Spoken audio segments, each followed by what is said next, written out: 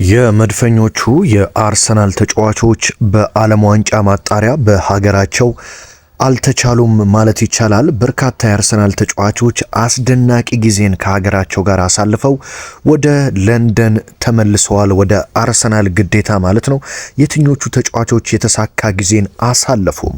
ከዛም በመቀጠል የማርቲን ኦዴጋርድን መጎዳት ተከትሎ የአርሰናል የመሃል ሜዳ ክፍል ምን ይሆናል ተብሎ ይጠበቃል? የትኛው ጥምረት ኦዴጋርድ እስኪመለስ ድረስ የአርሰናልን የመሃል ሜዳ ይመራዋል የሚለውንም የምንመለከተው ነው የሚሆነው።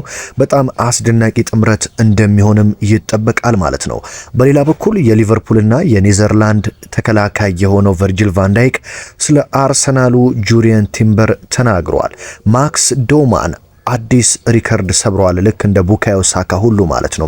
ታዲያ ዛሬ በጣም በርካታ መረጃዎች ነው ያሉት። ሁሉንም ማዳመጥ ያለባችሁ መረጃዎች ናቸው። በተለይም የአርሰናል ተጫዋቾች በሀገራቸው ማሊያ የሰሩትን ድንቅ ስራና የአርሰናል የመሃል ሜዳ ጥምረት የኦዴጋርድን መጎዳት ተከትሎ ምን ይሆናል የሚለው እንግዲህ ብዙዎቻችሁ ልትሰሙት የምትፈልጉት ጉዳይ ነው። ወደሱ ነው የምወስዳችሁ። ቻናላችን እንግዲህ ወደ 30,000 ሰብስክራይበርስ እየተጠጋ ነው። ለዚህም ከልብ እያመሰገንኩኝ አሁንም ያልተቀላቀላችሁ ሰብስክራይብ በማድረግ በየዕለቱ በዚህኛው ቻናል በስፋት የአርሰናልን መረጃዎችና የዕለቱን ወሳኝ መረጃዎች፣ በሁለተኛው ቻናሌ ደግሞ አብርሃም ፍቅሬ ኦፊሻል 2 በሚለው ማለት ነው የአርሰናልን፣ የዩናይትድን፣ የሊቨርፑልን፣ የሲቲን የሁሉንም መረጃዎች ማግኘት እንደምትችሉ በአክብሮት የጋበዝኩኝ በቀጥታ ወደ መረጃዎቹ ልውሰዳችሁ። ወደ አርሰናል የመሃል ሜዳ ጥምረት ከማለፋችን በፊት የአርሰናል ተጫዋቾች በዓለም ዋንጫው እየሰሩ ስለነበረው ታሪክ ነው የምናወራው። የመድፉ ተጫዋቾች እንግዲህ በየሀገራቸው በጣም አስደናቂ ጊዜን እያሳለፉ ነው የሚገኙት። እስካሁን ድረስ በሀገሩ ጥሩ ጊዜ ያላሳለፈው ቪክተር ዮኮሬሽ ብቻ ነው። ሌሎቹ በሙሉ በጣም በሚገርም ሁኔታ ግብ አስቆጥረው አሲስት አድርገው ነው ወደ ለንደን፣ ወደ ሰሜን ለንደን ወደ አርሰናል እየተመለሱ የሚገኙት ማለት ነው። ከሁሉም በላይ ግን በጣም ድንቅ ጊዜን ያሳለፈውና አስደናቂው ተጫዋች ለኔ የስፔን ብሔራዊ ቡድኑ የመሃል ሜዳ ተጫዋች ሚኬል ሜሪኖ ነው። እንግዲህ ይህንን ተጫዋች አሰልጣኝ ሚኬል አርቴታ ባለፈው ዓመት የአርሰናል አጥቂዎች በሙሉ መጎዳታቸውን ተከትሎ 9 ቁጥር አጥቂ አድርገው ካጫወቱት በኋላ ከግብ ጋር ያለው ግንኙነት እጅጉን ጨምሮ ከመሃል ሜዳ ተጫዋችነት በአሁን ሰዓት አጥቂ ነው ቢባል ነው የሚቀለው። ምክንያቱም በየገባበት ጨዋታዎች ላይ ግብ እያስቆጠረ አስደናቂ ጊዜን እያሳለፈ ነው የሚገኘው። ባለፈው ታስታውሱ እንደነበረ እንግዲህ አርሰናል ከኒውካስትል ጋር እንግዲህ 1-0 እየተመራ በጣም ረጅም ደቂቃ ተጉዞ አርሰናል ወደ ጨዋታው እንዲመለስ ምን አይነት አስደናቂ የጭንቅላት ኳስ እንዳስቆጠረ ታስታውሳላችሁ። ታዲያ ትላንትና የስፔን ብሔራዊ ቡድን 4-0 ስታሸንፍ ማለት ነው ሚኬል ሜሪኖ እንግዲህ 2 ግቦችን አስቆጥሯል። በሚገርማችሁ ሁኔታ ሁለቱንም ጎሎች ሚኬል ሜሪኖ ያስቆጠረው በተለመደው በጭንቅላቱ ነው፣ በግንባሩ ነው። ሁለቱንም ጎሎች በአስደናቂ ሁኔታ ከመረብ ማሳረፍ የቻለው ከኒውካስትሉም ጋር በቴስታ ግብ እንዳስቆጠረ ታስታውሳላችሁ። በተለይም አርሰናል ከመጣ በኋላ የአርሰናል የቆመ ኳስ አሰልጣኝ ኒኮላስ ጆቨርን ጨምሮ አርቴታ ከጭንቅላት ኳስ ጋር በደንብ እንዲሰራ እንዳደረጉትና በአሁኑ ሰዓት እንግዲህ በጣም አስፈሪ የአየር ላይ ኳስ ሲመጣ ከሚያስፈሩ ተጫዋቾች መካከል ሚኬል ሜሪኖ እንደሆነ ይታወቃል። ትላንትና ሃትሪክ መስራት የሚችልበት እድል ነበረ። ስፔን ያስቆጠረችውን የፍጹም ቅጣት ምትም ያስገኘው እሱ ነበር። ነገር ግን እሱ እንዲመታው አልተደረገም እንጂ ያንን ኳስ ፍጹም ቅጣት ምቱን መጥቶ ቢሆን ሚኬል ሜሪኖ ሃትሪክ መስራት የሚችልበት እድል ነበረ። ታዲያ በትላንትናው ጨዋታ 2 ግብ አስቆጠረ፣ 2 የግብ እድሎችን ፈጠረ፣ 4 የ1-ለ1 ግንኙነቶችን አሸነፈ፣ 100% የተሳካ ድሪብል አደረገ፣ 87% የተሳካ ፓስ ወይም ደግሞ የተሳኩ ኳሶችን አቀበለ። በጨዋታውም ላይ እንግዲህ 9.7 አንዳንዶች ደግሞ 10 ሬቲንግ ሰጥተውታል። ታዲያ የጨዋታው ኮከብ አጥቂው ሚኬል ሜሪኖ መሆን ችሏል ማለት ነው። በነገራችን ላይ በ4 የዓለም ዋንጫ ማጣሪያ ጨዋታ ለስፔን ብሔራዊ ቡድን 6 ግቦችን በማስቆጠር ለስፔን ብሔራዊ ቡድን 36%ን ግብ ያስቆጠረው ሚኬል ሜሪኖ ነው ማለት ነው። ይህ ተጫዋች እንግዲህ በጣም አስደናቂ ጊዜ አሳልፎ ነው ወደ ሰሜን ለንደን የመጣው። ስለዚህ ለአርሰናልም በዚሁ በራስ መተማመንና ግብ ማስቆጠር ይጠቅማል ተብሎ ይጠበቃል። ትላንትና እንግሊዝ ደግሞ እንግዲህ 6-0 ባሸነፈችበት ጨዋታ በጣም አስደናቂ ምሽት የአርሰናል ተጫዋቾች አሳልፈዋል። ቡካዮ ሳካ እንግዲህ ባለፈው ግብ እንዳስቆጠረ ታስታውሳላችሁ። ትላንትና ምሽት ደግሞ ሃሪ ኬን ላስቆጠራት ግብ አሲስት ማድረግ የቻለው ይህ ጥቁሩ አልማዝ ቡካዮ ሳካ ነው። ቡካዮ ሳካ እንግዲህ ባለፉት ጨዋታዎች በአራቱም የግብ አስተዋጽኦ ማድረግ ችሏል ማለት ነው።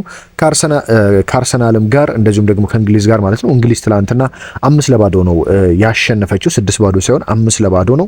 ታዲያ ሃሪ ኬን ያስቆጠራትን ግብ አሲስት ያደረገው ቡካዮ ሳካ ሲሆን 2 ጨዋታ አድርጎ እንግዲህ በዚህ የዓለም የኢንተርናሽናል ብሬክ 1 ግብና 1 አሲስት አድርጎ ወደ ለንደን ተመልሷል ማለት ነው። ሌላኛው የአርሰናሉ ተጫዋች ኤብሪቼ ኢዜ ደግሞ የእንግሊዝን 5ኛ ግብ በ86ኛው ደቂቃ በጣም በአስደናቂ ሁኔታ ነው ማስቆጠር የቻለው። ኢብሪቺዜም ግብ ሲያስቆጠር እንግዲህ አሰልጣኝ ቶማስ ቱሄል ቆመው አጨብጭበውለታል። ጎሏን ኢንተርዚው ዩቲዩብ ላይ ገብታችሁ ሰርች አድርጋችሁ መመልከት ትችላላችሁ። በጣም የምትገርም ግብ ነው። ኢብሪቺዜ የሚታወቅባትን ክሪስታል ፓላስ ያለ የሚታወቅበትን ከጥጌዶ ተጫዋቾችን ቀንሶ የሚያስቆጥራትን ግብ ነው ትላንትና ምሽት በእንግሊዝ ብሔራዊ ቡድን ማስቆጠር የቻለው ማለት ነው። ሌላኛው ለእንግሊዝ ብሔራዊ ቡድን ከ21 ዓመት በታች የሚጫወተው ኢታን ንዋኔሪም 2 ኳሶችን ባስደናቂ ሁኔታ አሲስት በማድረግ ድንቅ ጊዜ አሳልፎ ተመልሷል። ማክስ ዶማን ደግሞ ከእንግሊዝ ብሔራዊ ቡድን ከ19 ዓመት በታች የእንግሊዝ ብሔራዊ ቡድን ጋር አዲስ ሪከርድ ሰብሯል። ይህም እንግዲህ እንግሊዝ 7-0 ባሸነፈችበት ከ19 ዓመት በታች ማለት ነው ጨዋታ ላይ ትላንትና ግብ በማስቆጠር ለእንግሊዝ ብሔራዊ ቡድን እንግዲህ በእድሜ ትንሹ ግብ ያስቆጠረው ተጫዋች በመሆን አስደናቂ ስኬታማ ጊዜን አሳልፈው ወደ ኤምሬትስ ተመልሰዋል። ቀጣይ ደግሞ ፉልሃምን ለሚገጥመው የአርሰናል ስብስብ ትልቅ ግባት ይሆናሉ ተብሎ ይጠበቃል ማለት ነው። እስኪ ሌላኛው ደግሞ ጋብሪኤል ማርቲኔሊ ነው። ጋብሪኤል ማርቲኔሊ እንግዲህ ዘንድሮ ብዙ የአርሰናል ደጋፊዎችም ባልጠበቁት ሁኔታ እያስደነቃቸው የሚገኝ ተጫዋች ነው። አስደናቂ ግቦችን ያስቆጥራል፣ አሲስት ያደርጋል፣ ተቀይሮ እየገባ ብዙ ነገሮችን እያደረገ ነው። ለብራዚል ብሔራዊ ቡድንም ታዲያ ትላንትና በጃፓን 3-2 ብትሸነፍም ብራዚል በ57 ደቂቃ ተሰልፎ ተጫውቶ 1 ግብ አስቆጥሯል። በትላንትናው ጨዋታ ጋብሪኤል ማጋሌሽ እረፍት ተሰጥቶት ጨዋታ አላደረገም ማለት ነው በብራዚል በኩል። ጋብሪኤል ማርቲኔሊ ግን በጨዋታው ላይ አስደናቂ ግብን አስቆጥሯል ማለት ነው። ስለዚህ ሁሉም የመድፉ ተጫዋቾች በጥሩ መንፈስና በራስ መተማመን ነው ወደ አርሰናል የሚመለሱት ማለት ነው። እስኪ የአርሰናል የመሃል ሜዳ ስብስብ ማርቲን ኦዴጋርድ መጎዳቱን ተከትሎ ምን ይመስላል የሚለው እንግዲህ የብዙዎቻችሁ ጥያቄ ነው። ማርቲን ኦዴጋርድ መጎዳቱን ተከትሎ በጣም ምርጡን የአርሰናል የመሃል ሜዳ ልንመለከት እንደምንችል ትልልቅ የሚባሉ ሚዲያዎችና የእግር ኳስ ተንታኞች እየገለጹ ይገኛሉ። እንደምታውቁት ማርቲን ኦዴጋርድ በመሃል ሜዳው ላይ አለመኖሩን ተከትሎ አሰልጣኝ ሚኬል አርቴታ በቋሚነት ሊጠቀሙት የሚችለው አሰላለፍ እንግዲህ ከሁለት አንዱ ይሆናል ተብሎ ይጠበቃል። ነገር ግን አንደኛው በብዙ የአርሰናል ደጋፊዎች ዘንድ ተቃውሞ እያደረሰባቸው ስለሆነ አሰልጣኝ ሚኬል አርቴታ እሱን የመጠቀማቸው እድል ጠባብ ነው። እሱም ይሄ ዲክላን ራይስ፣ ዙቤሜንዲና ሜሪኖን የሚጠቀሙበት የመሃል ሜዳ በማንቸስተር ሲቲ የመጀመሪያ አጋማሽ ትዝ ይላችሁ ከሆነ ይህንን አሰላለፍ ይዘው ገብተው በጣም ተቸግረው እንደነበረ የሚታወቅ ነው። በዛ ጨዋታ አርሰናል ነጥብ መጣሉ ይታወሳል። ኢብሪቺዜ ተቀያሪ ወንበር ላይ ተቀምጦ ከዛ ጨዋታ በኋላ አሰልጣኝ ሚኬል አርቴታ ይህንን የመሃል ሜዳ ጥምረት ለመድገም አልደፈሩም፣ የደጋፊዎችን ትችት በመስማታቸው ማለት ነው። ስለዚህ ይህ አሰላለፍ ብዙም ቋሚ የመሆን እድሉ ጠባብ ነው ተብሎ ነው የሚጠበቀው።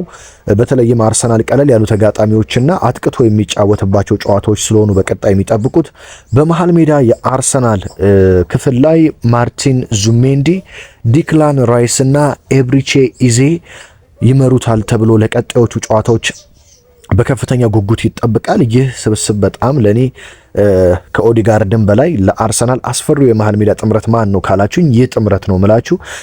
ኤብሪቼዜ፣ ዲክላን ራይስ እና ማርቲን ዙቤሜንዲ ማለት ነው። በመከላከሉም ለነ ቪክተር ዮኬሬሽ፣ ለነ ቡካዮ ሳካና ማርቲኔሊ ትሮሳርድም የግብ ዕድል በመፍጠር በኩል ምርጡ የመሃል ሜዳ ይሆናል ብዬ አስባለሁ።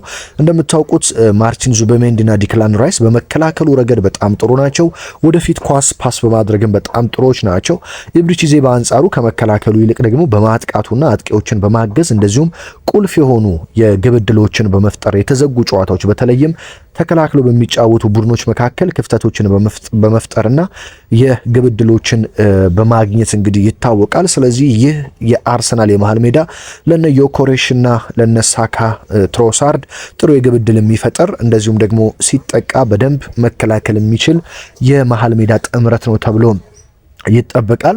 በተቀያሪ ወንበር ላይ እንደ ሜሪኖ እንደ ኢታን ዋኔሪ ያሉ ተጫዋቾች ደግሞ ተቀይረው በመግባት እነዚህን ተጫዋቾች ያግዛሉ ተብሎ ይጠበቃል። ነገር ግን በቋሚነት አርቴታ ኦዴጋርድ እስኪመለስ ድረስ የኤብሬቺዜና የዙቤሜንዲ የራይስን ጥምረት ይጠቀማሉ ተብሎ ነው የሚጠበቀው ማለት ነው። ይህ የመሃል ሜዳ እንግዲህ ለእኔ በዘንድሮ የውድድር ዓመት ለአርሰናል በጣም ምርጡ የመሃል ሜዳ ነው ብዬ አስባለሁ። ኦዲጋርድ በተለይ በጉዳትና ከአቋም መውረድ ጋር በተገናኘ ይህ ጥምረት ለረጅም ጊዜ አርሰናልን ቢመራ አርቴታ ውጤታማ ይሆናል ተብሎ ይጠበቃል ማለት ነው።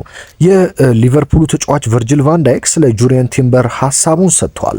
ቨርጂል ቫንዳይክ እንግዲህ በእንግሊዝ ፕሪሚየር ሊግ እንደዚሁም በዓለማችን ላይ ከሚገኙ በጣም ምርጥ ተከላካዮች መካከል አንዱ እንደሆነ ይታወቃል። ታዲያ በኔዘርላንድ ብሔራዊ ቡድን ደግሞ በፕሪሚየር ሊጉ ከሚፎካከረው የአርሰናል ተጫዋች ጁሪየን ቲምበር ጋር አብረው እንግዲህ በጥምረት የተከላካይ ስፍራውን እንደሚመሩ ይታወቃል። ታዲያ ቨርጂል ቫንዳይክ ትላንትና ስለ ጁሪየን ቲምበር ሲናገር ቲምበርን ስትመለከቱት 3 ወይም 4 ቦታዎች ላይ በከፍተኛ ደረጃ መጫወት ይችላል። በመስመር ተከላካይነት፣ በመሃል ሜዳ ተከላካይነት በደንብ በግራም በቀኝም የመስመር ተከላካይነት መጫወት የሚችል ተከላካይ ነው። እዚህ ቦታ ላይ ደግሞ ዝም ብሎ ሳይሆን በከፍተኛ ደረጃ መጫወት የሚችል ተከላካይ ነው። ሁለገብ ተጫዋች ነው። ይህ በእውነት ልዩ ነው። አንድ ተከላካይ የሁሉ ብቃት ሲኖረው ማድነቅ ይጠበቅብናል። ጁሪየን ቲምበር እኔ በፕሪሚየር ሊጉ አሉ ከምላቸውና ከማደንቃቸው ተከላካዮች መካከል ቀዳሚው ነው ሲል ቨርጂል ቫንዳይክ ተናግሯል። ቲምበር የሊቨርፑል ተጫዋች ቢሆንና በክለብም በሀገርም አብረን ለአንድ ክለብ ብንጫወት በጣም ደስ ይለኝ ነበረ። እውነት ለመናገር እኔ በጣም የምወደው ተጫዋች ነው። ሜዳ ላይ ብቻም ሳይሆን ከሜዳ ውጪ ያለው ስነ ምግባርና ጸባዩም በጣም አስደሳች ነው። እኔ አብሬ ከተጫወትኳቸው ምርጥ ተከላካዮች መካከል አንዱ ጁሪየን ቲምበር ነው። ወደ ሊቨርፑል መጥቶ ቢሆንና በዛም አብረን የምንጫወት ቢሆን ኖሮ እጅግ ደስተኛ እሆን ነበር ሲል እንግዲህ ቨርጂል ቫንዳይክ ተናግሯል ማለት ነው። ጁሪየን ቲምበር እንግዲህ ዘንድሮ ብዙዎችን እያስደነቀ የሚገኘው በተለይ ዝም ብሎ መከላከሉ ብቻ ሳይሆን በእያንዳንዱ ጨዋታዎች በቋሚነት በምርጥነት መጫወት መቻሉ ነው። በእያንዳንዱ ጨዋታ እንደምታውቁት ከ7.6 በላይ 8 ነጥብ እንደዚሁም 9 ነጥቦች ነው ሬቲንግ እየተሰጠው የሚወጣው። የአርሰናል ተጫዋቾች በብዛት ጥሩ ባልሆኑበት ጨዋታዎች ራሱ ምርጥ ሆኖ ጥሩ ሬቲንግ አግኝቶ የተሳካ ጊዜን አሳልፎ የሚወጣው ይህ ተጫዋች እንደሆነ ይታወቃል። ጁሪየን ቲምበር ዘንድሮ እንግዲህ ምንም አይነት ጉዳት ገጥመው ከሆነ አርሰናል ዋንጫ ለማሳካት ከቻለ ትልቅ ሚና የሚጫወተው ተጫዋች ይህ ኔዘርላንዳዊው ጁሪየን ቲምበር እንደሚሆን ሙሉ በሙሉ መናገር ይቻላል ማለት ነው። እንግዲህ ከትላንትና በኋላ የሀገራት ኢንተርናሽናል ብሬክ ተጠናቋል። የሀገራት ጨዋታ ለሚቀጥሉት 4 ሳምንታት ደግሞ የአርሰናልን ጨዋታ ለማድረግ ሁሉም ተጫዋቾች ተመልሰዋል። እንግዲህ መድፈኞቹ ተጫዋቾቻቸው በጣም በጥሩ አቋም ነው የተመለሱላቸው። ምንም አይነት አዲስ ጉዳት የለም። ስለዚህ ይህም ለሚካኤል አርቴታ በጣም ጥሩ ዜና ነው። እንደምታስታውሱት ወደ ብሔራዊ ቡድን ሄደው ተጫዋቾች ብዙ ጊዜ ይጎዳሉ። በአንጻሩ ለሊቨርፑል ራሱ በርካታ ተጫዋቾች በዚህ ኢንተርናሽናል ብሬክ እንደተጎዱ እናውቃለን። ኮናቴ ተጎድቷል፣ ግራቨንበርች ተጎድቷል። በሪያል ማድሪድ በኩል ምንም እንኳን ከባድ ባይሆንም እንደ ኪሊያን ኢምፓፔ ያሉ ተጫዋቾችም ተጎድተው ተቀይረው ሲወጡ ተመልክተናል፣ ወደ ቡድናቸው ሲመለሱ ማለት ነው። እነዚህ የሀገራት ጨዋታዎች በጣም ተጫዋቾችን በጉዳት የሚያተራምሱና ከፍተኛ ኪሳራን የሚያደርሱ ናቸው። ከዚህ በፊት አሰልጣኝ ፔፕ ጋርዲዮላም የሀገራት ጨዋታዎችን አልወዳቸውም፣ ምክንያቱም ተጫዋቾችን ይጎዱብናል ሲሉ መናገራቸው የሚታወቅ ነው። ለመድፉ ታዲያ ጥሩ ዜና በሁሉም በኩል እንደ ሪካርዶ ካላፊዮሪም በጣሊያን ብሔራዊ ቡድን ከዚህ ቀደም ያነሳውላችሁ ሁሉም ተጫዋቾችም ያለምንም ጉዳት ወደ ኤምሬትስ መመለሳቸው ነው። በተለይም ከፉልሃም ጋር እንግዲህ ክራቨን ኮቴጅ ላይ ለሚያደርጉት ጨዋታም ሁሉም ጤነኛ መሆናቸው አስፈላጊ ይሆናል ተብሎ ይጠበቃል። ባለፈው ዓመት በነገራችን ላይ አርሰናል ያለፉትን አሁን የሚያደርጋቸውን 3 ጨዋታዎች 1 ነጥብ ብቻ ነው ማግኘት የቻለው። ማለት ከኒውካስል ተሸነፈ፣ ከዌስትሃም ተሸነፈ፣ ከፉልሃም ጋር አቻ ወጣ። ከ3ቱ ጨዋታዎች ማግኘት የቻለው 1 ነጥብ ብቻ ነው በሁለቱ ተሸንፎ ማለት ነው። ታዲያ ዘንድሮ ኒውካስትልን አሸነፈ፣ ዌስትሃምን አሸነፈ።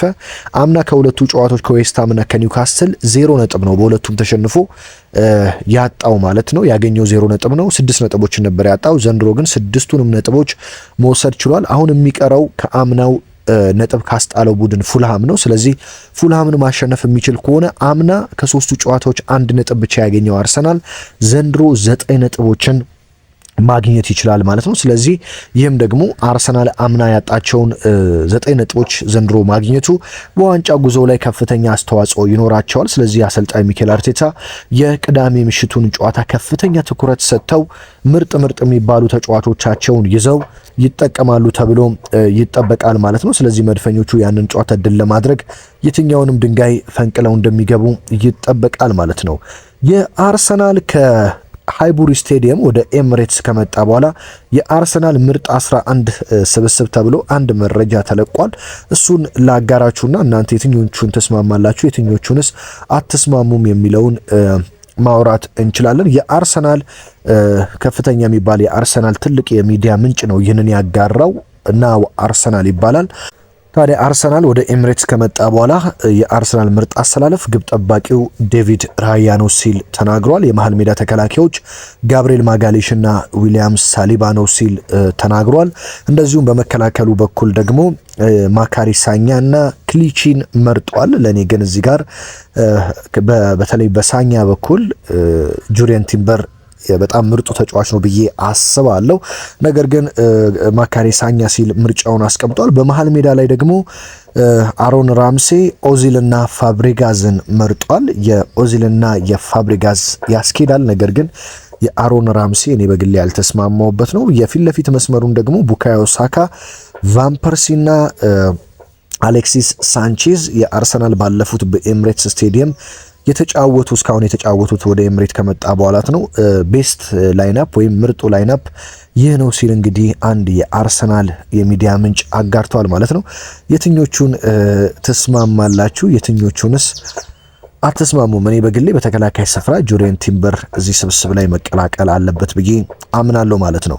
እንግዲህ የእንግሊዝ ፕሪሚየር ሊግ ከበርካታ የረፍት ጊዜያት በኋላ ከ2 ሳምንታት በኋላ ቅዳሜና እሁድ ይመለሳል ማለት ነው። በሁሉም ስቴዲየሞች ተጠባቂ ጨዋታዎች ይደረጋሉ። ቅዳሜ 8 ሰዓት ነው የእንግሊዝ ፕሪሚየር ሊግ የሚጀምረው። 8 ሰዓት ተኩል ኖቲንጋም ፎረስት እና ቼልሲ በኖቲንጋም ፎረስት ስቴዲየም በሚያደርጉት ጨዋታ ይጀምራል። ቀን 11 ሰዓት ላይ ብራይተን ከኒውካስትል፣ በርንሌይ ከሊድስ ዩናይትድ፣ ክሪስታል ፓላስ ከበርንማውዝ፣ ማንቸስተር ሲቲ ከኤቨርተን፣ ሰንደርላንድ ከዎልቭስ ቀን 11 ሰዓት የሚደረጉ ጨዋታዎች ናቸው። ቅዳሜ ምሽት 1 ሰዓት ተኩል ፉልሃም ከአርሰናል ጋር ጨዋታቸውን ያደርጋሉ። ጥቅምት 9 እሁድ ደግሞ ቶተንሃም ከአስቶን ቪላ ቀን 10 ሰዓት ላይ እሁድ የሚደረግ ጨዋታ ነው። እሁድ ምሽት 12 ሰዓት ተኩል ላይ ደግሞ ሊቨርፑል ከማንቸስተር ዩናይትድ የሳምንቱን ተጠባቂና ትልቅ ጨዋታ ያደርጋሉ። ሰኞ ጥቅምት 10 ደግሞ ምሽት 4 ሰዓት ላይ ዌስትሃም እና ብሬንፎርድ በሚያደርጉት ጨዋታ የእንግሊዝ ፕሪሚየር ሊግ የ8ኛ ሳምንት ጨዋታዎች ይከናወናሉ ማለት ነው። የዕለቱ ወሳኝ ስፖርታዊ ጥንክሮች እነዚህ ናቸው። እንደዚህ በአማረ መልኩ ወደ እናንተ ደረሱ። እንግዲህ በዚህኛው ቻናሌ በስፋት የአርሰናል መረጃዎች ወደ እናንተ ይደርሳሉ። በሌላኛው በሁለተኛው ቻናሌ ደግሞ አርሰናልን ጨምሮ የሊቨርፑል፣ የማንቸስተር ዩናይትድ፣ የማንቸስተር ሲቲ፣ የቼልሲ የሁሉም ክለቦች መረጃ ይደርሳሉ። ስለዚህ ሰብስክራይብ በማድረግና ቤተሰብ በመሆን በሁለቱም ቻናል እየመረጣችሁ የፈለጋችሁትን ክለብ መረጃ ማግኘት እንደምትችሉ በአክብሮት ልጋብዛችሁ እወዳለሁ። ሀገር ውስጥ ከባህር ማዶ ናችሁ ሁልጊዜ ከጎን ሆናችሁ የምታደምጡኝንና የምታበረታቱኝን ከልብ እያመሰገንኩ በሌላ መረጃ በሌላ ወሳኝ ጥንክር እስከምንገናኝ ድረስ በያላችሁበት ሰላም ተመኘሁላችሁ።